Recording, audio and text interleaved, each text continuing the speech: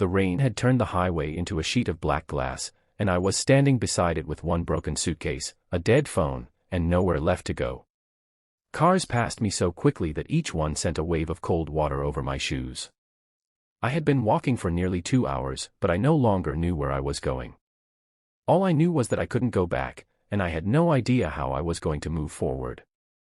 Then a silver car slowed down. Its headlights swept across me before it stopped several yards ahead. For a moment, I thought the driver had simply made a mistake.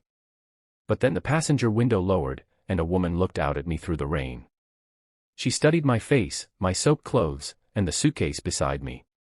Something in her expression changed.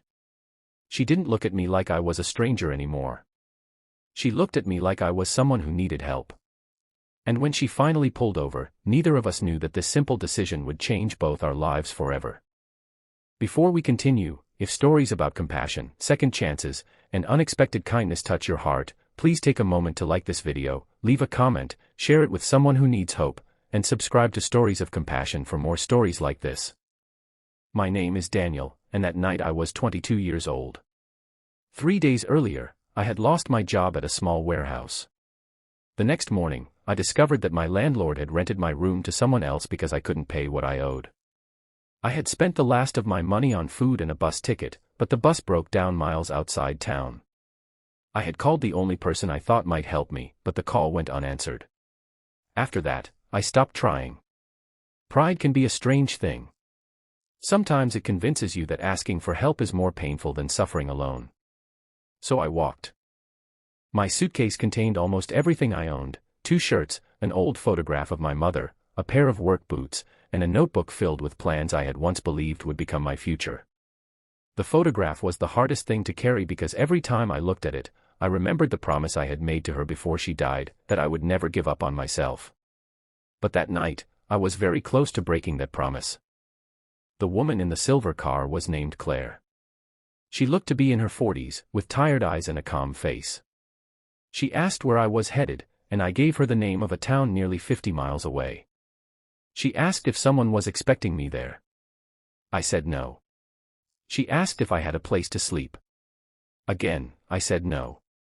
Claire looked at my suitcase for a long moment before telling me to get in. I hesitated because every warning I had ever heard about strangers was running through my mind. But the rain was getting heavier, the temperature was dropping, and my hands were shaking from the cold. Finally, I opened the passenger door and climbed inside. The warmth of the car almost made me cry. Claire turned the heater toward me and handed me a clean towel from the back seat. She didn't interrogate me. She didn't demand an explanation. She simply drove. After several minutes, she stopped at a small roadside diner. I assumed she was going to drop me off there and continue on her way. Instead, she came inside with me and ordered a hot meal. When I tried to refuse, she quietly told me that I could pay her back someday by doing the same thing for someone else. That sentence stayed with me. After the meal, I expected her to drive me to the bus station. Instead, she asked me where I was really going. I finally admitted that I had nowhere to go. I told her about losing my job, my room, and my savings. I told her that I had been too ashamed to call anyone because I didn't want people to know how badly I had failed. Claire listened without interrupting. Then she told me something I would never forget: failing at something did not make me a failure. She drove me to her home, but not because she wanted to keep me there forever or because she expected anything from me. She simply had a spare room, and she refused to leave someone outside in a storm when she could offer them a safe place for the night. Before I went inside, she made one thing clear: I would stay only until I could get back on my feet. The next morning, she helped me search for work. By afternoon, we had sent applications to more than a dozen places. Most never replied. A few rejected me. One manager told me I didn't have enough experience. Another said they had already hired someone. Every rejection made the old voice in my head louder. Maybe you really are a failure. But Claire never let me believe that voice for long. She kept reminding me that rebuilding a life was not supposed to happen overnight. 3 weeks later, I got a job at a local repair shop. It wasn't glamorous, and the pay wasn't much, but it was honest work. I started saving every dollar I could. I repaired my suitcase. I bought a second-hand phone.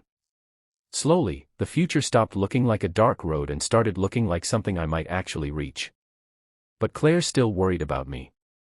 One evening, she found me sitting alone at the kitchen table, staring at my mother's photograph. I admitted that I was afraid. I was afraid that the moment I left her house, everything would collapse again. Claire told me that being afraid didn't mean I wasn't ready. It meant I cared about what happened next. A month later, I rented a tiny apartment of my own. The room was almost empty. There was a mattress on the floor, a small table near the window, and one chair. But when I stood inside that room holding my old photograph, I felt richer than I had in years. I had a place. I had a job. And, more importantly, I had hope. Before leaving Claire's house, I thanked her for picking me up that night. She smiled and told me she hadn't picked me up because she thought I was special. She had picked me up because she knew what it felt like to need someone and have nobody come. That was when I learned the truth about Claire. Years earlier, she had been the one standing beside a road, alone and terrified after losing someone she loved. A stranger had stopped for her. That stranger had given her a warm meal, a safe place to sleep, and enough kindness to believe that life could still get better. Claire had simply decided not to break the chain. Months passed. I worked hard and eventually became a supervisor at the repair shop. I began helping new employees who were struggling. Whenever someone arrived late because their car had broken down, I remembered the rain, the highway, and the silver car. And whenever I saw someone struggling on the side of the road, I remembered that one night had changed my entire life. I never forgot what Claire had done. She hadn't rescued me because she was wealthy. She hadn't rescued me because she had all the answers. She helped because, for one moment, she decided another person's pain mattered. And sometimes, that is all a person needs to survive a difficult chapter, someone who stops long enough to say, without judgment, you don't have to face this alone. Years later, I still keep the old suitcase. The handle is cracked, one wheel is missing, and the fabric is stained from that rainy night. To anyone else, it looks worthless. To me, it is a reminder. It reminds me that my worst night was not the end of my story. It was the night someone gave me enough kindness to begin again. If this story touched your heart, please like the video, share it with someone who might need a second chance, and subscribe to Stories of Compassion. Your support helps these stories reach people who may be going through their own difficult night. And before we end, I want you to leave a special comment: kindness can change a life. Write those words below if you believe one small act of compassion can become someone else's reason to keep going.